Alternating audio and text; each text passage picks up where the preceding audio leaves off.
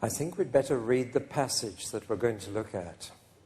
Revelation chapter 20.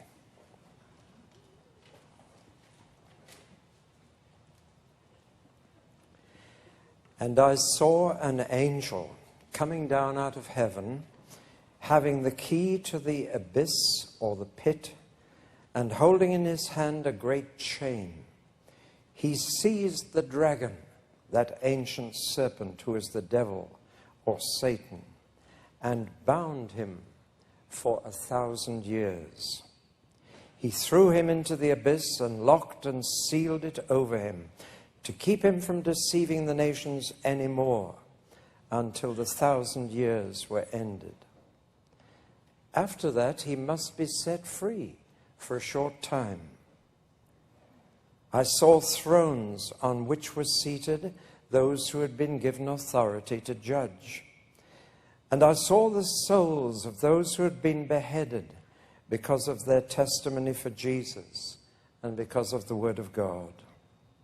They had not worshipped the beast or his image, and had not received his mark on their foreheads or their hands. They came to life and reigned with Christ 1,000 years. The rest of the dead did not come to life until the 1,000 years were ended. This is the first resurrection. Blessed and holy are those who have part in this first resurrection. The second death has no power over them, but they will be priests of God and of Christ, and will reign with him for 1,000 years. When the 1,000 years are over, Satan will be released from his prison and will go out to deceive the nations in the four corners of the earth, Gog and Magog, to gather them for battle. In number they are like the sand on the seashore. They marched across the breadth of the earth and surrounded the camp of God's people, the city he loves. But fire came down from heaven and devoured them, and the devil who deceived them was thrown into the lake of burning sulfur, where the beast and the false prophet had been thrown. They will be tormented day and night forever and ever.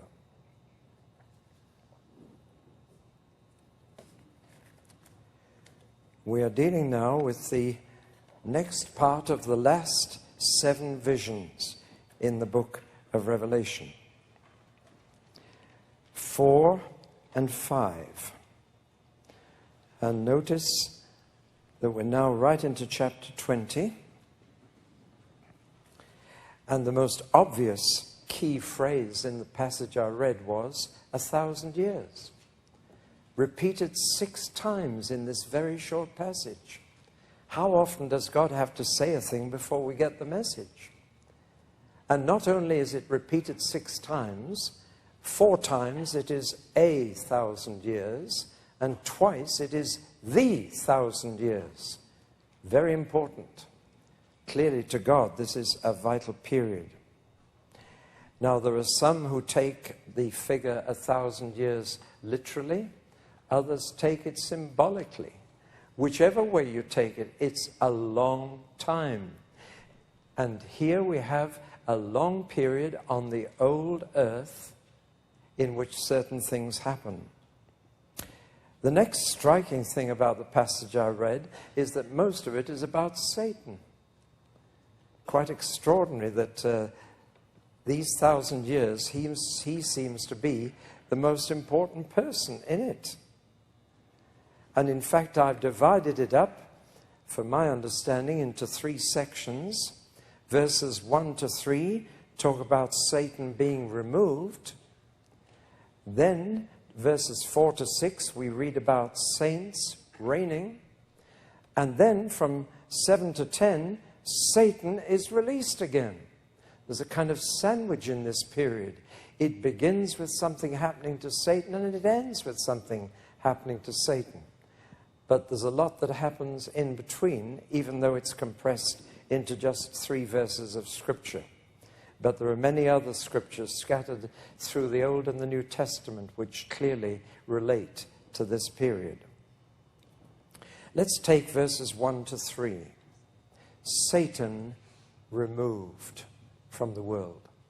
And this seems to be the particular part of Revelation 20 that has caused trouble to our tapes and our machines, even here at the beginning of this conference. Notice 5 verbs are applied to him. He is not just bound, and I say that for a reason which will come clear later. He is dealt with by an angel, not by God, not by Jesus. An angel deals with him. As an angel threw him out of heaven, the archangel Michael or Michael, an angel throws him out of the earth. Now, we don't know if that's still Michael or another angel, but it only takes one angel to deal with the devil. It's the final insult. God doesn't bother to deal with him or Jesus. He sends an angel, go and throw that other angel out of earth. For the devil is simply an angel. He was up there in heaven. That's where he originated, a creature of God, a heavenly creature.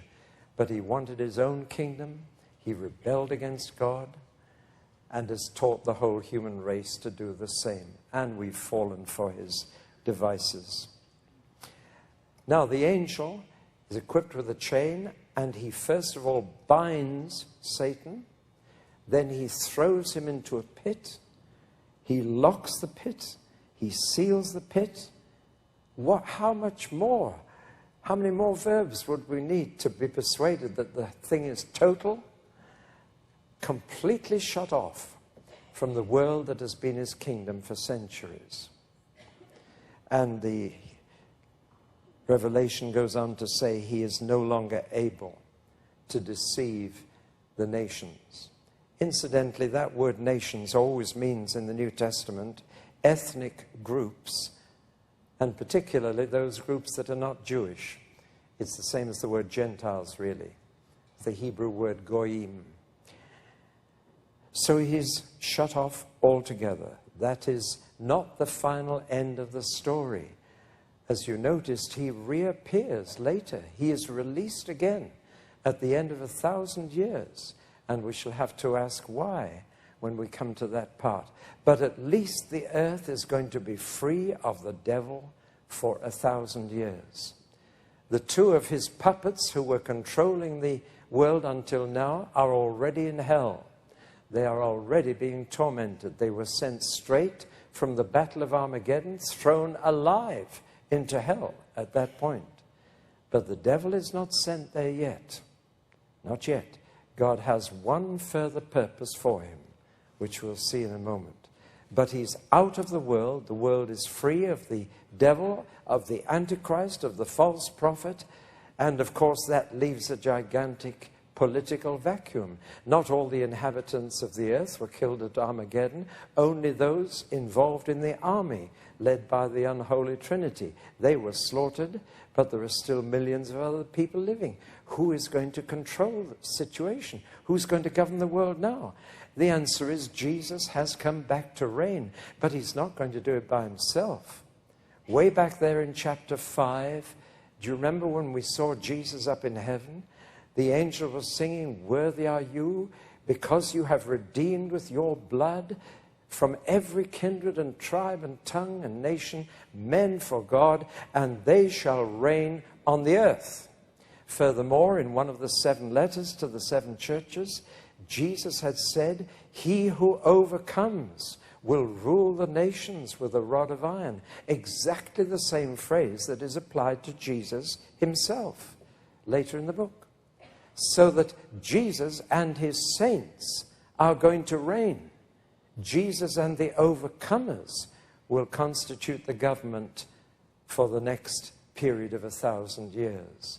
A Christian government ruling the world.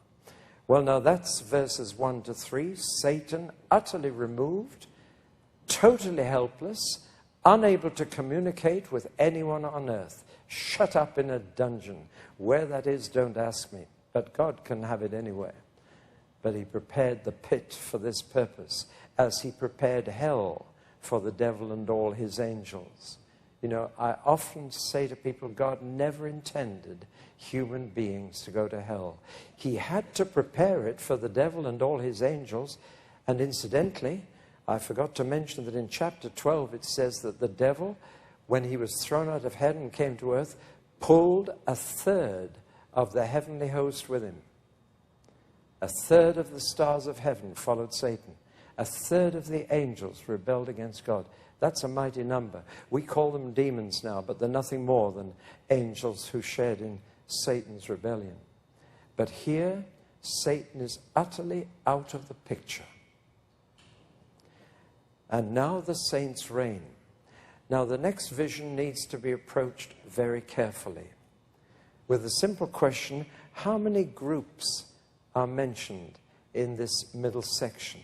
Satan's forgotten now, the saints are reigning now, but how many of them and who are they? And a superficial quick reading could be quite misleading. We notice the word thrones now. There it is again. We've so far only seen thrones in heaven. Now we're seeing thrones on earth. A throne is a ruler's seat. And he first of all sees a number of people who have been given the responsibility of ruling the earth under Christ. And he sees them on thrones, ruling. To them has been given judgment, the establishment of justice in the world. While there is sinners and sin in the world, there will always be need for judgment and for justice to be done. But it will be perfectly done in the millennium through Christ and his servants. Now, I take this first group that is mentioned to be all the overcomers, all those who have taken part in what is called the first resurrection. And it's overcomers who later inherit the new heaven and the earth. I'm afraid believers who under pressure have denied Jesus will not be part of this.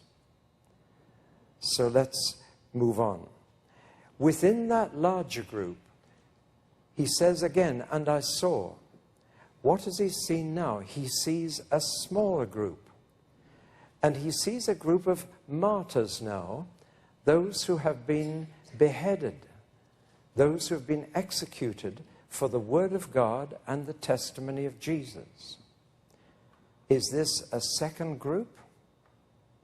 Well, if the first group are overcoming saints, then this is a second group, though they were faithful unto death.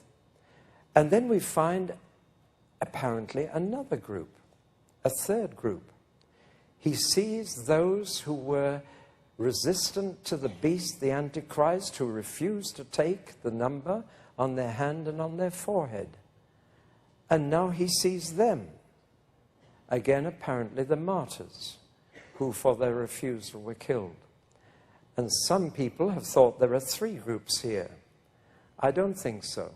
A very careful reading of the Greek suggests that there is one large group and within it a smaller group. The smaller group being part of the larger. In other words, he sees the overcoming saints first, ruling over the earth. But within that group, he particularly notices those who were killed and thrown out of the earth during that last dreadful struggle. And it's such a comfort to them and to him to know that they are now in charge. Human courts and judges executed them and expelled them from the world, but now they are on the judgment seats. It's an extraordinary reversal of people. And I think it's written here to strengthen the people who were facing death. I told you this book is a manual for martyrdom. And many a Christian who has died for the Lord is on record as saying and as thinking, when a Roman emperor condemned them to be thrown to the lions, they comforted themselves by saying, one day I will be in your place and you'll be in mine. It's a great reversal. These people were told they were not fit to be allowed to live on the earth. Now they are in the judgment seat. Extraordinary reversal of fortune. But these are not exclusive groups. Undoubtedly, there were other martyrs alongside them. But John, you see, is preparing people for the last big trouble here. And he's saying, even if they kill you and martyr you, one day you'll be on their throne.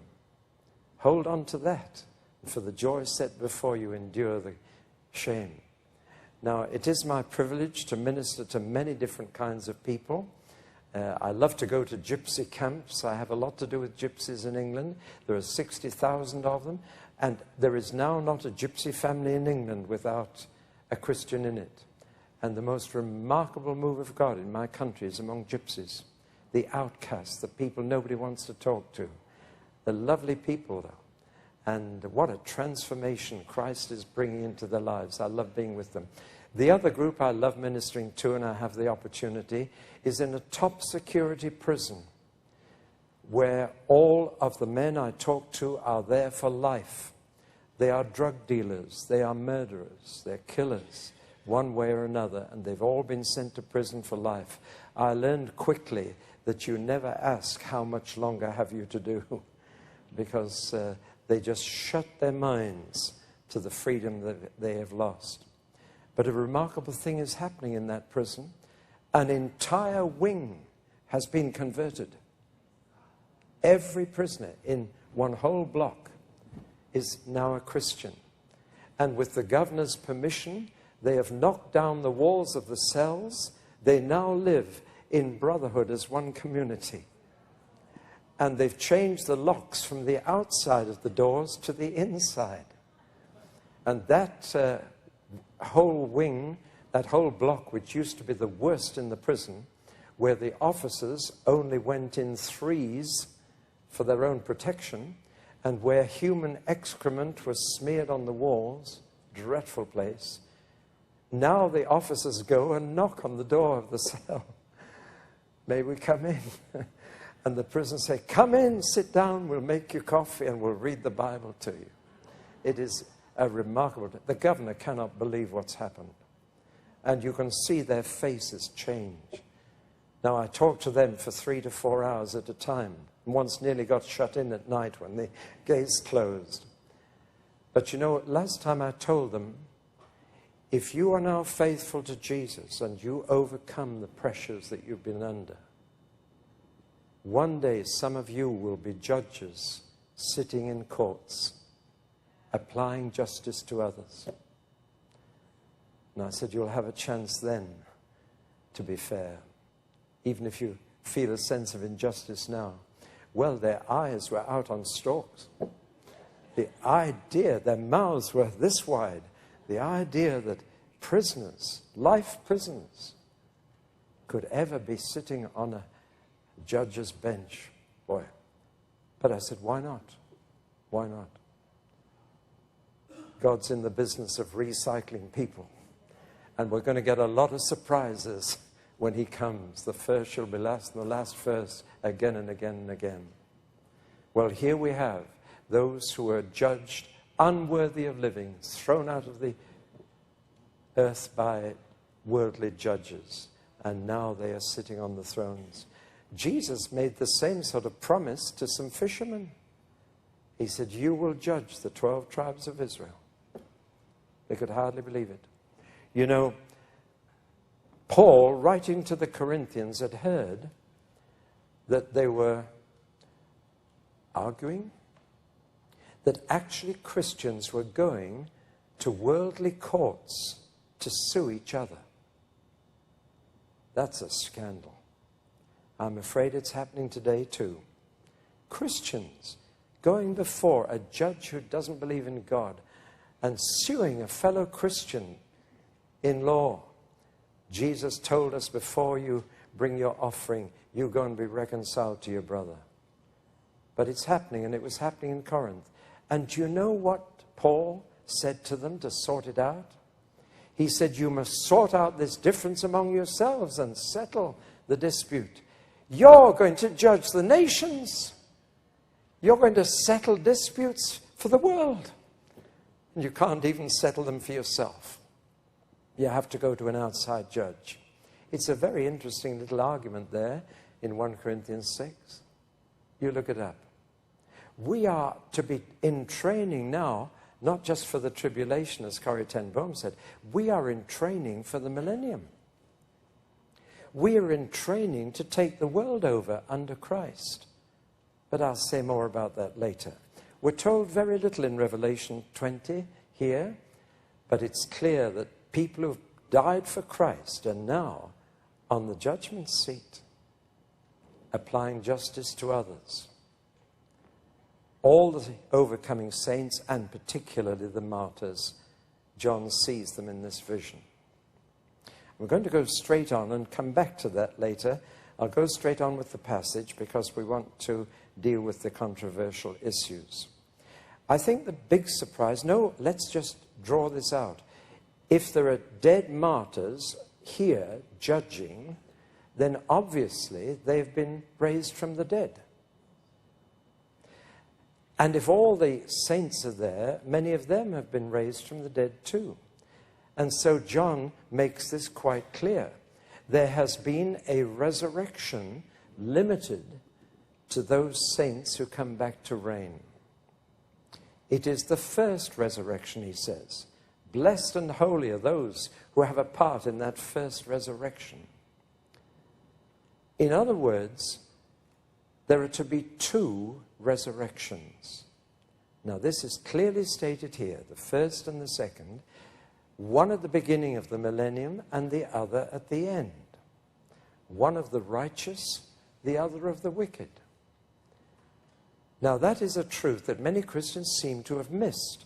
And in fact, the majority of churches in my country believe in one general resurrection, as they call it, of everybody to be judged. But here it is clearly stated, there is a first resurrection and a second. And in fact, you find both Jesus himself in the Gospels and Paul in his letters confirming this simple truth. Not everybody will be raised at once. It is very clear, of course, that everybody will be resurrected. That means everybody will get a body and live again. Daniel was the first to say this. Daniel 12 says that both the righteous and the unrighteous will be raised from the dust. Some to everlasting life and others to everlasting shame, but both will be raised.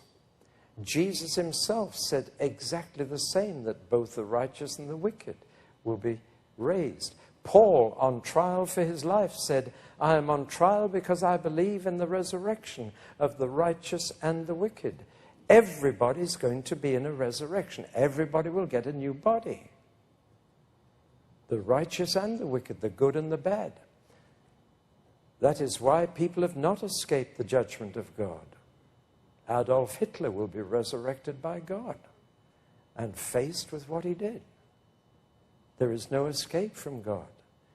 There will be the resurrection of the righteous and wicked, but what is being said here is that the resurrection of the righteous is long before the resurrection of the others. The rest of humankind will not be raised until after the reign of Christ on earth is over. Now let's take that a little further.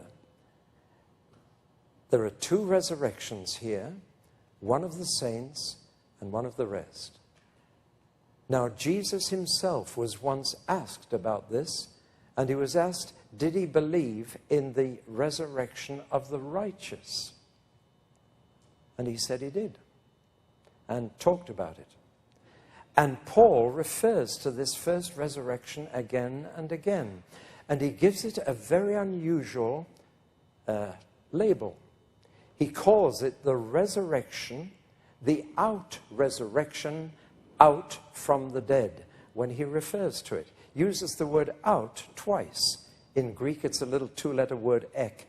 And he uses this twice every time he mentions it. The out-resurrection, out from among the dead. And he describes Jesus' resurrection as a resurrection out from the dead. And what that phrase means is not a general resurrection, but somebody being taken out of the world of the dead and resurrected. You follow me? leaving other dead behind. And Jesus certainly had an resurrection out from the dead, because he left everybody else behind. He was unique. He was the firstborn of all creation. He was the first fruits of new life. And Paul's ambition was to share in that first resurrection and not be left until the second. That is why he says in the letter to the Philippians that he wanted to share the sufferings of Christ, that he might share the glory that followed, that he might attain to the resurrection out from among the dead. There's the phrase again. He wants to be raised as an overcoming saint. And even Paul himself did not presume that he would be among them. He says, leaving everything behind and pressing on to that which is before, I press on toward the goal for the prize, the high calling. Paul didn't take it for granted that once saved, always saved. He said, I'm pressing on. I want to be in that first resurrection. I want to attain that. And so I'm wanting to be as like Christ as possible. I want to share his sufferings. It's interesting that he saw suffering the way through to that first resurrection. Do you? Well, that should be the ambition of every Christian, to be among those who rise and reign with Christ on this old earth for 1,000 years. I certainly want to. Well, that's enough. Let's move on to the release of Satan. Now, if God hadn't revealed this in his word, I would never have guessed it, would you? It is so unexpected, so extraordinary. There are the Antichrist and the false prophets still in torment in hell, but Satan is allowed back again into this world. Why on earth would God want to do that? Because immediately he begins to damage the situation. Immediately he gathers an army, a huge army, numbering like the sand of the sea, and they march to Jerusalem, the city he loves, God's camp, the camp of God's people. They are determined to destroy this Christian government, which of course will be centered on Jerusalem, the headquarters of the real United Nations. And they don't even get anywhere near. Fire comes from heaven and destroys them on the way. But why on earth should God allow this to happen? Well, there's nothing specifically said here, but it makes a lot of sense to me. I will confess I'm now inferring from Scripture, so you can take it or leave it, but it seems to me exactly what God would decide to do. He has given the world 1,000 years of peace, prosperity, health, longer living. He's given them all they say they want, except the freedom to go on in sin, vice, and crime. And they don't like it. You see, what God is proving at the last is this, that sin is not a product of your environment. It's a product of your heart. There are humanists today who say that all the sin, vice, and crime is due to economic conditions, due to poverty, due to bad housing, due to a whole host of things, and that if we put the environment right and gave people a decent house to live in and a working wage and all the rest of it, so many politicians, humanists, who believe that basically human nature is good and that it's external influences on us that makes us rebellious. It's a lie. It's a fraud. Don't believe it. And so they promise to improve the environment and everything's going to be wonderful. And Russia got the revolution and believed that they would be in a crimeless, classless society from then on, and very quickly found out nothing of the sort follows. Because sin is in the heart. It's rebellion against external influence. It's wanting to do your own thing. And even though that millennium will be a wonderful time, a wonderful environment in which to live, in which people ought to be happy and healthy, there will be an underlying resentment against not being free to do the bad things that we really want to do. And so God has to show finally, to demonstrate to the world, It's not the world that makes us sin. It's not our environment that forces us to be unkind to each other. It's not that at all. It's the heart that is still sinful even in an ideal environment. And Satan comes with the same suggestion that he came to Adam and Eve with. It's as if history ends as it began. Satan comes and says, you don't want to obey the Lord. You don't want to do what this government tells you. You don't want to live under the kingdom of God, do you? Then come on, let's make a break for freedom. And he is able to gather thousands and thousands of people who want to get rid of the Christian government. Now God has demonstrated so clearly that the real issue is quite simple. The issue is, do people want to live in his kingdom or not? Do they want to live under his rule or not? Do they want to enjoy the benefits that come from his rule? Or would they still rather do without those benefits and do what they want to do? That's the choice.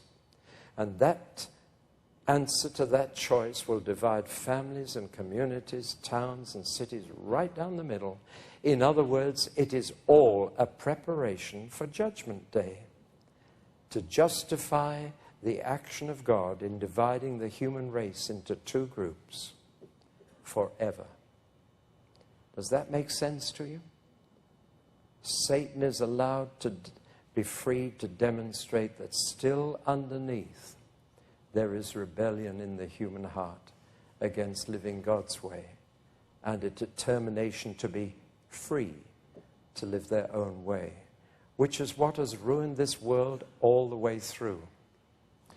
Now that then is the passage which is called the millennial passage. I've given you just the rough outlines of it. Now come two crucial questions about what is said. It's said simply and clearly what has happened during that 1,000 years. The questions are, where is all this happening? And the second question is, when is it all happening? To the question where, the answer is surely here on the old earth. Now, I know that Revelation as a book goes up and down from heaven to earth, and it's almost like a roller coaster ride at times. And so you've got to ask of each section, where is this? Are we up in heaven now, or are we down on earth? But when I look at this passage, it is very clear from the whole context that this series of visions is on earth. The rider on the white horse is coming from heaven down to earth. And you notice at the beginning of chapter 20, I saw an angel coming down out of heaven. Well, Satan is already on earth. He's been thrown out of heaven. The angel has to come down from heaven to deal with him and lock him up. And you find that when Satan is released after the 1,000 years, he goes out to deceive the nations in the four corners of the earth. There's no mention of being up in heaven here until the fire comes down from heaven and deals with this last satanic army, which incidentally is called Gog and Magog, a reference back to Ezekiel if you care to look it up. In other words, Armageddon is not the last battle. In fact, it's not even a battle. There's no fighting takes place. But it's often called the last battle. But it's the second last. The last is Gog and Magog. And again, there's no battle. Fire from heaven deals with the situation. No fighting goes on. But it's all over so quickly. In other words, every reference to location through these chapters, through these visions, is earth. It's what's happening on earth. Therefore, this reign of Christ and the saints for 1,000 years is on earth. Though it's amazing how many commentators try and persuade us that it's the saints reigning up in heaven, because they don't like the implication of a reign on earth. But the other question is the critical one, over which there is great division of opinion among Christians. Deep division, so much so that in my country there is now a gentleman's agreement to a conspiracy of silence. And if ever I talk on the millennium, I am heavily criticized for being divisive, for not being interested in Christian unity and not being loving. Oh dear, the accusations. That's true of my country. I don't think it's